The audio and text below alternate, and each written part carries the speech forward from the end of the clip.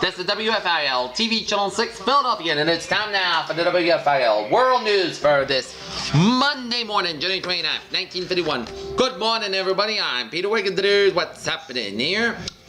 A 4-year-old Clifton Heights boy, son of a Navy Chief Petty Officer, died Saturday in Philadelphia's Naval Hospital as a result of a fall through a concrete floor of the cellar of his home. The death of the youthful victim, Michael Philpott, was revealed Sunday by the coroner's office. The boy's parents, Brendan and Margaret Philpott, took him to the hospital when he became ill shortly after the mishap. Mrs. Philpott said she was hanging clothes in the basement of the home at 5100 Wesley Drive in the Westbrook Park section of the borough when Michael started to climb the steps toward the first floor. Susie Nanello, who successfully survived the delicate blue baby operation at Johns Hopkins University Hospital 15 months ago, died suddenly Sunday morning at Children's Hospital in Philadelphia. The little brown-eyed girl who became widely known in Delaware County, while the foster child of Mr. and Mrs. Terry Buckney of 735 Woodland, Terrace, and Sharon Hill been hospitalized less than a week. She was 11 and a half. Death was attributed to bladder condition, which has progressed slowly in recent weeks. Despite a delicate condition, Susie had a happy life. She was lovingly cared for Miss Buckney for 7.5 years. Up until a month ago, before she went to Johns Hopkins, Susie never knew she was different from other children. Mrs. Buckney said she just thought she was not quite as strong as the other youngsters, but she enjoyed playing with other children. She always led a happy life. In Upland, Constable, his wife, and 5 young sons fled to safety early Saturday evening when fire wounded the first floor of their home at 222 9th Street in Upland. The fire originated in an overheated furnace, firemen said, was discovered when the smoke began to filtered through the register in the hallway. Leland D. Hunter, 39, and his wife, Velma, 35, hustled their 5 children in the street. The fire started at 6:40 p.m., 20 minutes before the usual bedtime of the youngsters. Lee Jr., 11, Lawrence, 10, Lewis, 9, Lionel, 7, and Lentz, 3. The Hunter spent Saturday and Sunday night next door with Mrs. Grover C. Linda Weaver, Mrs. Hunter's mother. Let's go 375. Washington. The governor today prepared orders to lift the wage freeze for millions of workers and adjust the hard and fast price ceilings. Price control. Motivated sale also said he would try to achieve substantial rollbacks in some prices. The first action was expected to permit pay increases already contracted for and accept the general freeze. The 4 million municipal, state, and federal employees like policemen, firemen, and teachers whose salaries are fixed by the law. Informed sources said the Wage Stabilization Board will approve the $1.60 still increase, which John L. Lewis had just negotiated for his 480,000 hard and soft coal miners. A price order as far as the mine owners would add to the pay raise to their prices. Was the fact that followed that the mine owners agreed to start paying the higher wages of February 1st. On the basis of their past experience, the miners will get it out on the date of the walkout.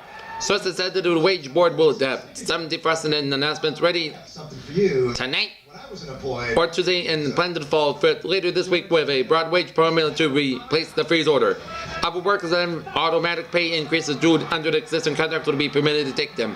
When the overall wage policy is completed, it's expected to permit pay increases of about 10% over the levels prevailing at the beginning of 1950. The bid pitch within the 9-member wage board is whether it should apply to basic wage scales without borrowing costs, the living adjustments, pension fund contributions, and other fringe benefits. Sword action was expected on prices this out, open about 55 regional district offices, but the country today started enforcing price regulations. Aaron Powers, a Chicago attorney, stepped in and acting chief enforcement officer for the price agency, temporarily replaced it in June. Each Hoover retired who quit last week in protest.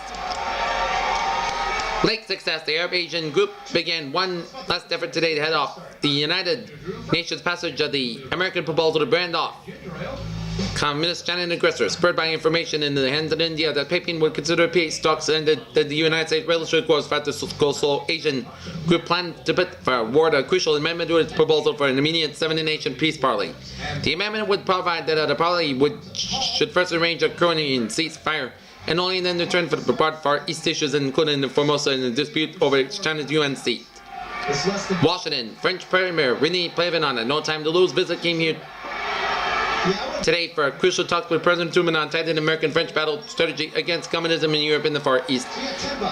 Plavin set the tone for his 8:20 a.m. with President Truman, Secretary of State Dean Acheson, and Defense Secretary Junior C. Marshall on hand to meet the Premier of the party. Plavin set the tone of the Washington covered the New York Sunday, saying that there's no time to lose and strengthen and free world events as it talks here.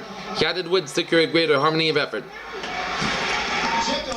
points. Now this is a big jump. Tokyo, the U.S. Army troops pushed ahead 3 more miles in a slow and deliberate advance along the 90-mile Korean front today after smashing a series of red counterattacks south of Seoul. An 8th Army company said that the U.S. first began up to the 3 miles in the area north of Suwon, placing UN troops 7 to 8 miles north of the city and within 9 miles of Seoul. The event was made across ground reconstructed by UN patrols over the weekend. The patrols reached within 10 miles of Seoul Saturday, laying the groundwork for the push forward by the main forces. Las Vegas, Nevada. Residents of Las Vegas braced themselves today for the next Thursday, plus being touched up by the Atomic Energy Commission on its desert test range about 40 miles north of Nevada's gambling mecca. They almost drawed out of beds by daybreak Sunday by the second and by the strongest atomic test explosion in 2 days. The ACC said in security regulations continue to remain silent on the purpose of the test, but speculation of Washington polluted to 2 possible objectives in the development of atomic super tray for use of the battlefield and the development of better trigger for the A-bomb. 45 trash bags. West Point, New York, General drives the Yazan and to take his new crusade. In Europe with an old lady. Princess Viscount Bernard Montgomery served as one of his right-hand men. Lieutenant General Alfred M. Grenfell, as our Chief of Staff disclosed Sunday that I had selected Montgomery and French General Alphonse Pierre. Joining in his top activities, Grenfell's announcement was issued on Major General Fidel Park's top Army Public Information Officer as Eisenhower started work in his report of Western Europe's ability to unite under his command against communist aggression. 2 brothers at Charles McCauley, 12, and Folkwood Buffin saved you from possible drowning shortly before 8 p.m. Saturday when he sank into the bottom in the YMCA swimming pool, 7th Street and Edgemont Avenue. After the pool and boy out of the water, the borrowers, William and George McCauley, frankly worked to revive him until the arrival of the Franklin Rescue Squad wagon. Charles taken to Chester Hospital where he was treated and held for observation. Washington. Chairman Vincent of the House Armed Services Committee said today that the Congress could order induction of married men without children and post-war veterans and insist of drafting 18-year-olds. The Georgia Democrats said Congress will have to decide whether it was preferable to reduce the president 19 to 25 draft age or call up married men without children and veterans of certain ones. Vincent asserted Congress must determine why married men without children who never served the country should be deferred with 18-year-old boys are inducted. Congress must also decide whether all veterans should be exempted from the draft. This question was whether it is preferable to call up certain veterans such as those who served after VJ Day and the 18-year-old boys. The Senate Preparedness Subcommittee, meanwhile, reported as investigators at Lochner Air Force Base in Texas provide charges of probe that Air Force lacks to adequate 1,000 recruits. Vincent said that if even 33,202 non-veteran and married men without children, they along the department are exempted from the draft by the presidential order. However, Congress could change that. Vincent had asked the Defense Department to furnish a committee with data on the various types of veterans who under the law are exempted from further military service. The committee asked Mrs. Anna Rosberg, Assistant Defense Secretary in charge of manpower, to tell the group why veterans and married men should be excluded from the draft of preference of 18-year-olds. There is strong exposition within the committee to according to the Defense Department's request for an 18-year-old draft. The department maintains it needs another 150,000 men a year to build up and maintain a 3.5 million man armed force. The present draft law expires June 9 after the committee is considering new legislation including the creation of a system of compulsory military training.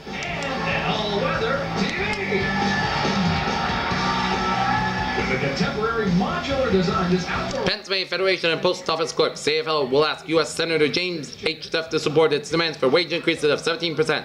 President Emil F. Balakov Edison said a delegation will go to Washington Tuesday and discuss the union's program with Duff.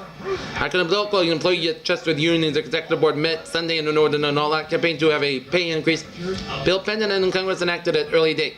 He said that higher salaries were essential to the postal service attendants to secure and retain competent employees. 20 persons were treated at Delaware County hospitals over the weekend for injuries resulting from automobile accidents in the area. 4 persons were admitted to hospitals with serious injuries. In another accident this morning, 2 Philadelphia brothers were slightly injured when a tank truck crashed their station wagon in Essenton. The accident happened at the Industrial Highway Sales Avenue intersection of 8 a.m.